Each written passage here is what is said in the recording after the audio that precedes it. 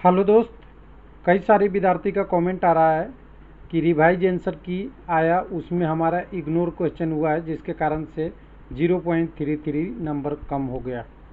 ये हालांकि तभी आया था जब 18/7/2022 को रिजल्ट आया था, तो हमें लगा ये नेगेटिव का स्कोर है, नेगेटिव के कारण हुआ है, कोई क्वेश्चन राइट के बदले रॉन्ग हो गया, रॉन्ग का क्या हो गया उसके बदले में हुआ है। तो न्यू स्कोर कार्ड दिख रहा है लोगों को, और न्यू स्कोर के साथ रिवाइज आंसर की भी दिख रहा है लोगों को। उसका लिंक कल आ गया था, लेकिन यहाँ समस्या है, लोगों को समझने में दिक्कत कहाँ आ रहा है, प्रोरेटेड मार्क समझने में दिक्कत आ रहा है, और राइट रॉन्ग के कारण बदलाव संभव हो रहा है, उसको पूरी तरह से सही से जज नहीं कर रहे हैं। तो चलिए कोशिश करते हैं, छोटे से टाइम में इसको बताने की कोशिश करते हैं। तो सबसे पहले तो वेबसाइट पे चलना पड़ेगा। वेबसाइट पे आप जाइएगा, मैं कोई भी आरआरबी चले जाइए, तो मैं यहाँ पे जाता हूँ सिलीगुड़ी पे।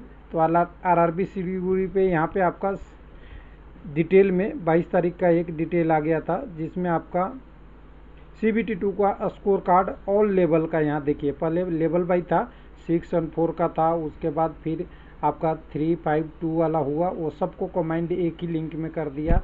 CBAT टाइपिंग टेस्ट के दोनों को मैच करके एक लिंक बना दिया, यानी कॉमन लिंक बना दिया। इस लिंक को ओपन करेंगे, आप देख लीजिए ओपन करके, तो यहाँ पे कैंडिडेट अपना रजिस्ट्रेशन नंबर और डेट ऑफ बर्थ डाल के यहाँ डालेंगे तो आगे की प्रोसेस दिखेगी। और मेरे पास तो रजिस्ट्रेशन नंबर नहीं है, अगर किसी को लगता है तो इंडिविजुअल टेलीग्राम पे शेयर करें, मैं कुछ इससे देख के बता पाऊँ। लेकिन अभी चलिए इसको रहने देते हैं, इसकी बात नहीं करना, हमें बात करना है जो कैंडिडेट ने एग्जैक्ट डिटेल दिया है। कैंडिडेट आरआरबी इलाहाबाद में अप्लाई किए हैं, इनके एक क्वेश्चन इग्नोर कर गए हैं, जिसके कारण से ये कह रहे हैं कि मेरा रेटेड मार्क तो बन रहा है ओरिजिनल, कितना बन रहा है 82.667, लेकिन जब हमारा प्रो रेटेड स्कोर कैलकुलेट हो रहा है ये क्वेश्चन इग्नोर करने की वजह से, तो मेरे कितने नंबर कम हो जा रहे हैं 0.333 कुछ ऐसे टर्म में दिख रहा है। 82 से इनका 83.36 ही हो रहा है। इनका कहना है कि 36 नहीं होकर इनका 66 होना चाहिए था। सिंपल सी बात करें, 0.3 हो सकता है, किसी का 3 हो सकता है, किसी का 5 भी हो सकता है, किसी का 0.48 भी हो सकता है। ये मल्टीप्लाई फैक्टर है, इसलिए ऐसा हो सकता है। तो ये क्या सही है इनका कहना? तो मैं कह रहा हूँ कि आपका स्कोर बिल्कुल सही है, मैंने चेक किया है, आपका स्कोर किसी तरीके से गड़बड़ नहीं है। आप एक क्वेश्चन इग्नोर का वो है। कुछ लोगों का ये भी कमेंट था कि कई सारे आरआरबी में, एक ही आरआरबी में, जैसे जम्मू का लोगों का कमेंट था कि जम्मू में ही मेरा एक क्वेश्चन इग्नोर है और दूसरे कैंडिडेट का नहीं है। तो ध्यान दीजिए, यहाँ बहुत टाइप के लोग रहते हैं, थोड़ा एक तो हो सकता है हिंदी इंग्लिश वाला इशू है, इंग्लिश में क्वेश्चन कई जगह सही पाया गया, इंग्लिश में गलत था। और आरआरबी जब आप एग्ज़ाम देने गए थे तो उसके आपके इंस्ट्रक्शन में लिखा था कि अगर आपको कोई कन्फ्यूजन हो तो इंग्लिश वाले प्रश्न को रेफर करें, क्योंकि बाकी क्वेश्चन इंग्लिश से ट्रांसलेट होता है, ट्रांसलेट में एरर होता है, तो इंग्लिश वाला को सही माना जाएगा। उसके बाद भी मैं ये भी कहता हूँ कि बहुत सारे ऐसे भी लोग हैं कि आपका लेवल 3 का स्कोर और किसी का लेवल का स्कोर 5 का हो या 2 का हो, उसको आपको दिखा के लेवल 3 नहीं दिखा के आपको गलत तरीके से भी दिखा सकते हैं। तो मुझे एग्जैक्ट नॉलेज नहीं है इसके बारे में क्या है, लेकिन यहाँ पे बात कर रहे थे हम प्रो रेटेड मार्क कैलकुलेशन के बारे में। तो प्रो रेटेड मार्क कैलकुलेशन के बारे में अगर जानेंगे तो 1 मिनट मैं आपको लेके आता हूँ थोड़ा सा आपको डिटेल में। देखिए यहाँ पे क्या क्या कंडीशन बनती है, पहले ये ध्यान रखिएगा। 5, 6, 7 केस बन सकता है, 5, 6 तो केस बनेगा और दोनों का कॉम्बाइन भी बनेगा। पहला यानी 9 केस बन सकता है क्वेश्चन इग्नोर या भूल जाने की, यानी कह सकते हैं कि भूल जाना। पहला केस यह है कि आपने जो आंसर दिया था वो राइट था और वो इग्नोर कर दिया, तो आपके क्या असर पड़ेगा ध्यान दीजिएगा। पहले तो आपका एक नंबर कम करेगा, किसके कारण से कि जो आपका सही नंबर था, यानी पहले 85 नंबर था तो 85 में एक राइट था, तो अब गलत हो गया तो 84 होगा। हालांकि उस स्कोर कार्ड में नहीं दिखेगा, आप तुलना करेंगे जब आपकी पहले आंसर की आई थी तब के बारे में, उस समय से तुलना करेंगे तो पहले 85 दिख रहा था, अब 84 दिखेगा। लेकिन इस वाले कैलकुलेशन जो अभी का आया है उसमें तो आपको 84 करके ही दिखाएगा। तो ये चीज़ें कन्फ्यूजन में नहीं रही है।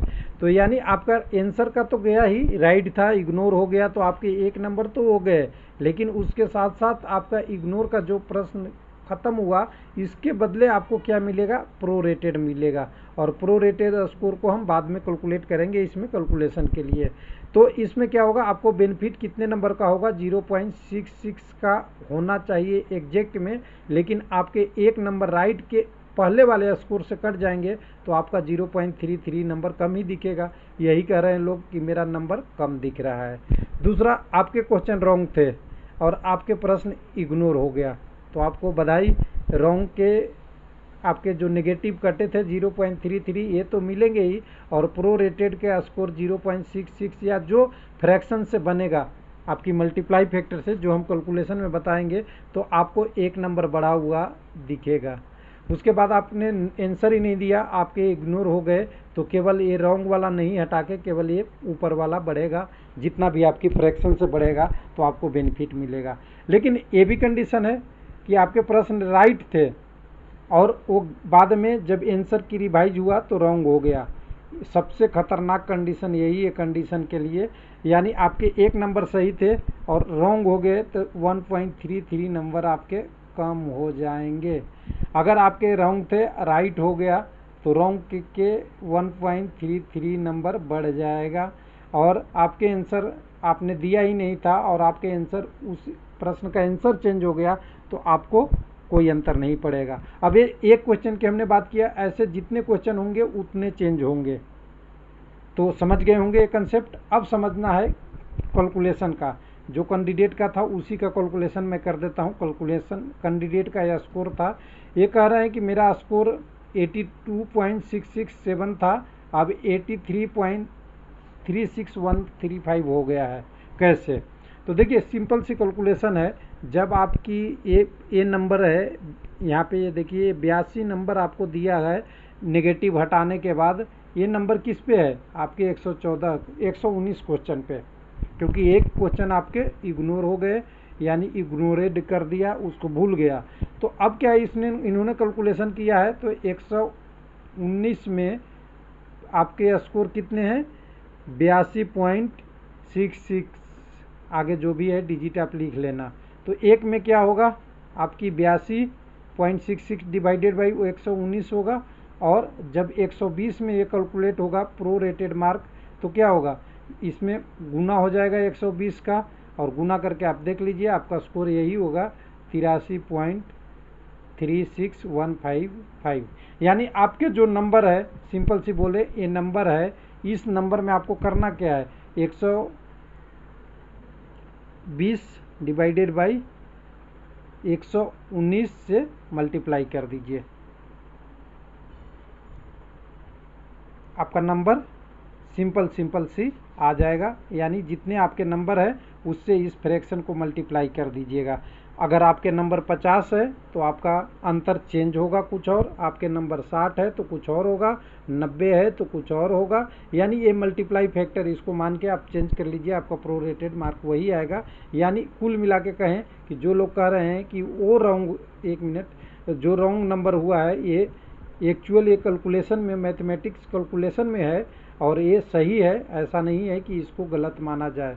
तो यानी प्रोरेटेड कैलकुलेशन अब जब करेंगे 120 डिवाइडेड बाई 119 गुना कैंडिडेट का स्कोर जो करेंगे तो बराबर में जो संख्या आएगा वो ऐसे ही आएगा, कुछ नंबर 0.3 या 0.4 पॉइंट कुछ ऐसे डिजिट में आपका नंबर कम ही आएगा, न कि सिंपल मैथमेटिक्स में कि 82 पॉइंट इतना था तो उसको एक जोड़ देंगे तो बढ़ जाएगा।